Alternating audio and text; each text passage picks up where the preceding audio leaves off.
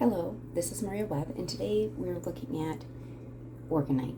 Two different forms, same shape, some of the same materials, and what I really wanted to highlight is how Orgonite can look different based on what you put into it. This 4-inch Orgonite is your basic Orgonite. It is the resin, the metal, and quartz. That's your basic Orgonite.